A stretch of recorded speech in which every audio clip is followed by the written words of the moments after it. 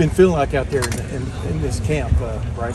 Every time we watch, I've seen you make a play almost every day, but go ahead. Fierce competition, and I feel like that just gives us receivers and the whole Six just great opportunity to, like how you said, make plays and just be at the best of our abilities. Coach Hartline presets every day, being the best version of yourself, and when we're in our meetings, that's what we want to do. We want to come out, make plays, be the spark for our offense, and just keep producing that energy every day, and I think we're doing a great job of that, and we look forward to carrying that momentum into the season.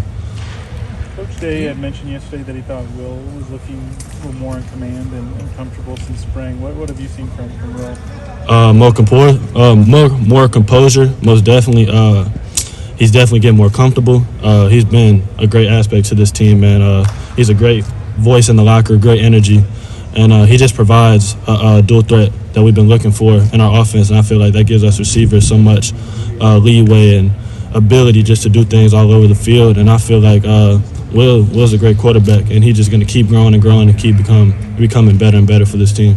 Bryson, everybody's talking to Jeremiah over there. It kind of seems like in the defense, a lot of times people are going to have to pay attention to Jeremiah. Right. What does that do for a slot receiver when you've got so much attention on a guy like Jeremiah or a guy like Carnell, or when Emeka goes on to the outside? Like, how much more freeing is that when you know that a defense is going to key on the outside guy?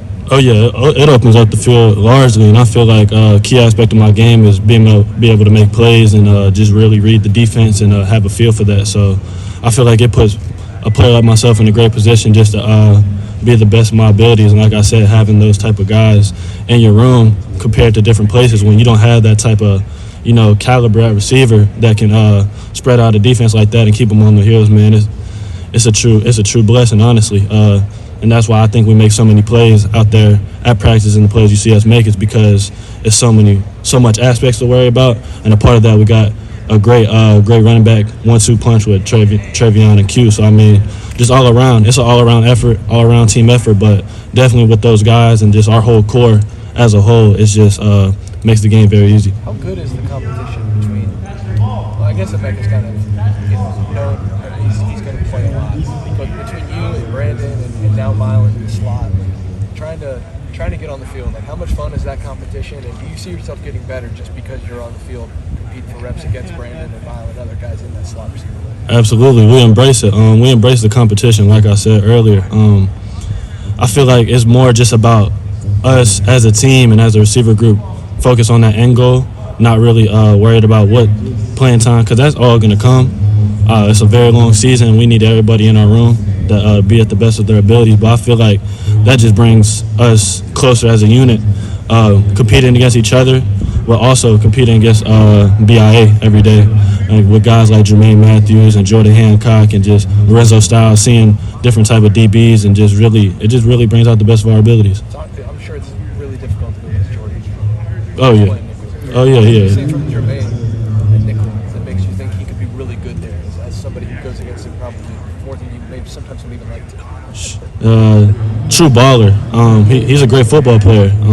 He's always looking to make plays. He's very, very calm and composed out there, very collected out there, and he's just always looking to make a play. And just having that in the nickel, and also having him outside corner, just being that diverse and giving us different looks and different ways we can scheme him into the game, definitely gives us outside and inside receivers a lot of different looks, and really great looks, as he's one of the best in the country. And then I think Emeka called you in bowl prep Mr. Consistency. Yeah. Because of your catch rate? Yeah, 91% last fall. Okay, so you know it really well. Yeah. Have you always had sticky hands? Did you have to get on the Monarch machine a lot? Is that a learned thing? How did you become Mr. Consistency? And where does Mr. Consistency have to get better if you're already that consistent? I mean, Coach Hartline always finds little ways and little things to get me better at, and we talk about that. But I've really had great hands my whole life. I've been catching the football really fluent since I was 3 or 4 years old. Shout out to my pops. Embraced me to the game early and just really getting me really used to that catching the ball feeling. But I mean, I think it just comes from my whole life just chasing perfection. And I feel like at this level and at this altitude you're here at Ohio State, perfection is what you're chasing every day. You're chasing greatness and perfection. And I feel like that's what kind of held me to that standard where every ball comes my way has to be mine.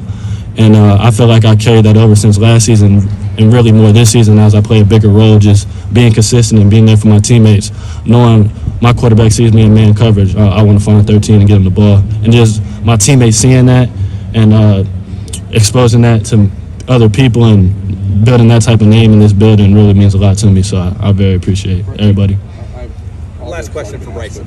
If you go back to December and kind of, going through some stuff emotionally, mentally trying to figure out, is this where you wanted to be? How much was it the idea that these guys were in front of you, that were teaching you, that you can still learn from these guys, that brought you back to where you were? You know what I mean? That made you decide, like, hey, this is where I want to be. I think it's really what really been the key contributor right there is my impact and my connection with Mecca Ibuka. I feel like I started getting closer with him and just really opening up and talking to him, and he just teaches me a lot about the game and a lot about life as well. He's very big influence off the field as well. So I feel like just that aspect of opening up and being myself and just molding towards Mech and what he because he's done a lot here and he's done a lot for us receivers in our room. Just as we look up to him, somebody like that. So I mean, yeah, I definitely connect with you on that for sure. Do you think that people, like this whole offseason, all the talk's been about the guys that haven't played a lot? Right. You, JJ, do you think people don't talk about him, his impact, not just on the field, but off? Yeah, most definitely. I felt it last year. I was on the Mech train for a long time, and I wasn't hearing about Mecca for a long time. But I tell everybody at House 2, how does he work? I'm like, that boy's like that. Like, that's my boy. I feel like he's one of the best in the country, and I honestly feel like that, no bias towards it. I feel Mech does a lot of great things for us in the run game and in the pass game as well. And he's very versatile in all aspects. And then the energy and that type of person he is off the field, just, he's a glue. He's very a glue to us as a receiver core. So him returning to us has been probably one of the biggest keys this offseason for us, having that glue piece in our room and making everything come together. Bryson.